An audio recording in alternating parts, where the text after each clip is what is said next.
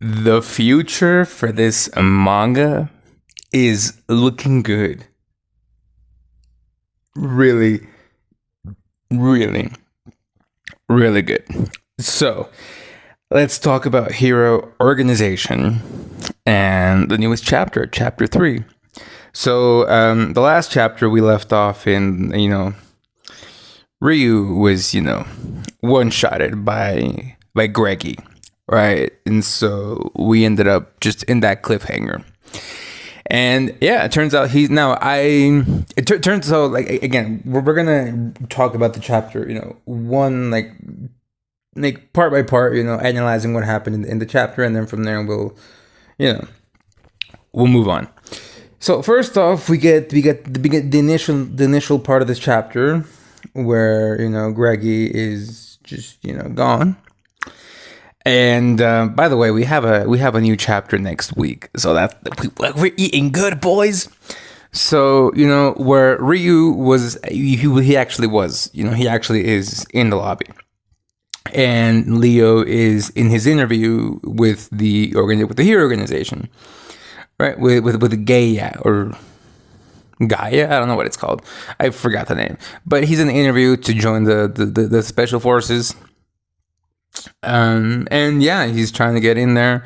He ends up getting like the acceptance letter, and his family obviously freaks out, mostly his aunt, because her brother died in space, and she doesn't want the same thing to happen to her nephew. And this was 8 years ago, so Leo is probably like 18, 19 years old. Like, he's very young, and he's going out into space, into war. So he's way too young to be out there fighting just sea sea beasts, like star beasts, and so she's obviously very concerned because her brother and didn't make it out alive, and she doesn't want to lose her nephew either. So yeah, I understand her frustration and why she's so worried, because he's too young to be out there doing that shit. But he's a prodigy and everything, and it turns out that during the exams he excelled and he was given an A rank. So he's a very, very good pilot, and he's gonna fuck some shit up there. Now, the thing that I still find interesting is that the author is keeping this whole idea of this organization doing this to get people enlisted, because it feels like, how in One Punch Man they have this whole thing where, like, there is a class and there is like a rank and there's like popularity. It's quite literally a hero organization, right? That's the name of this manga. So there's quite literally a hero organization. And what I liked about the One Punch Man is that even though they have ranks, and it's a hero organization, a lot of these heroes are just heroes for the popularity, and are more interested in gaining rank and fame than actually being heroes. There are many instances where we actually see them be heroes, but they are kind of concerned with, more the popularity than actually being heroes. And here in this situation, I like that it's the exact opposite, because it's not the heroes that are interested in being like popular icons. It's the organization that's interested in making these heroes into popular icons. And what they're doing is they're handpicking people to contribute to the narrative that they're trying to sell, which is, I'm guessing, enlist and be a part of this organization so you can be a hero, and to get people interested in this. I don't know if there's going to be a financial situation. I don't know if it's for a financial situation, if it's for a situation of keeping people in check. I don't really know. My theories are the following. It's for financial reasons. I imagine in this world, if we get some more world building, it turns out that a lot of the citizens of this world have access to, like, I'm trying to word it, like, what I think, if we get a lot of world building in this in this manga, is that the people, with their taxes, they finance this whole organization, and so the government or this organization is trying to fabricate a lie with people being heroes and getting really good prodigies, because they talk about Leo like, oh, he's a prodigy, he's really good at this, and he's good looking, he's like the perfect new hero. So I don't know if they're trying to use that sort of populism. I don't know how to call it, but I don't know if they're trying to do this whole thing of like how we do nowadays with like celebrities, where they're trying to make celebrities that protect you against space creatures so that you can pay more money for this organization. So that could be one thing. And my second theory is exactly that same one, but the fact that these star beasts are fake. My idea is that these star beasts are probably just either creatures created by the government to keep people in check, to make people pay more taxes, with the lie of we're protecting you from an alien race. And it's actually like the same government that's doing this to keep people like in check. You know what I mean? I feel like it's kind of that sort of situation where it's like, we're going to charge you for more taxes, but that's because we're helping you. And they're fabricating this lie, and they're also crafting heroes without them knowing it to inspire the populace so that more people can enlist. So it's kind of like a whole thing, because it's like they're inspiring the citizens so that the citizens can pay for their own defense, more taxes, and then therefore by inspiring them, more of them will want to enlist. And so they have kind of an unlimited amount of people constantly working for them. So I don't know if it's like that, but it would be very interesting, because it does kind of feel like that so far. Because the only info we have so far is they're fabricating lies.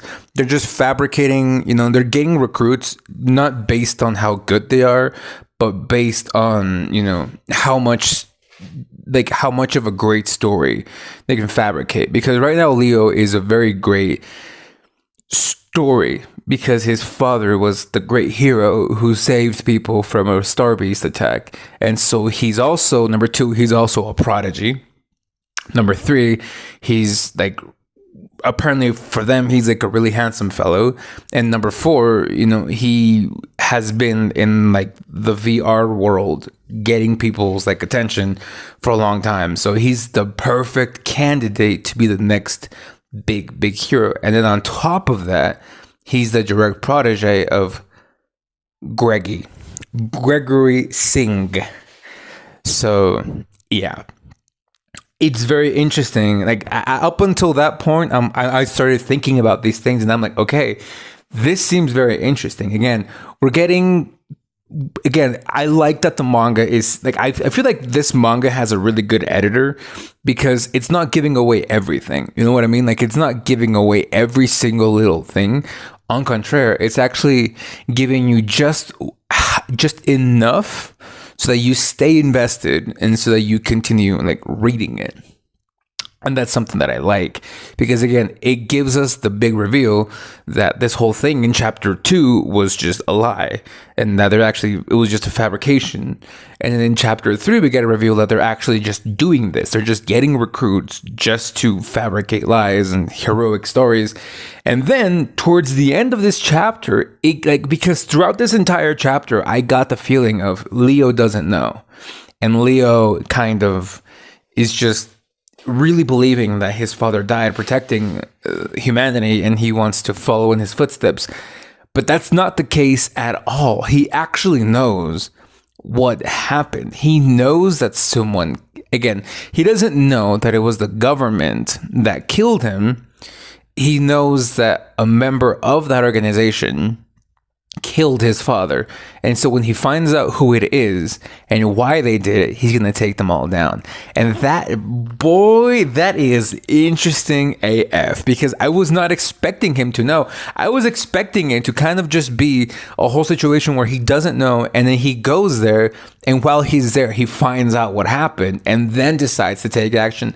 But no, here right off the bat, he knows exactly what happened. And he wants to, go through with this. That's really fucking interesting. I find that to be very, very interesting. And honestly, I like it. I like the way that I like where this manga is going. Because it feels kind of evil. And I'm really interested in seeing how far. Again, I'm really interested mostly in seeing the aspect of how far these heroes go when they're not handpicked to create like a story. I'm pretty sure he's going to go far, because they want him to be like the next big hero. So it would be very interesting to see if down the line they tried to convince him to join them and to start creating, fabricating lies and be the successor of like Greggy's successor. So yeah, this thing is very interesting. So anyway, tell me what you guys think. I'm really excited for the future of this manga, and we get a new chapter next week. So that's, bro, we are eating. This week, we ate good. I have been uploading like motherfucking crazy. So yeah, man. Thank you guys for your opinions, and I'll see you next time. So bye-bye.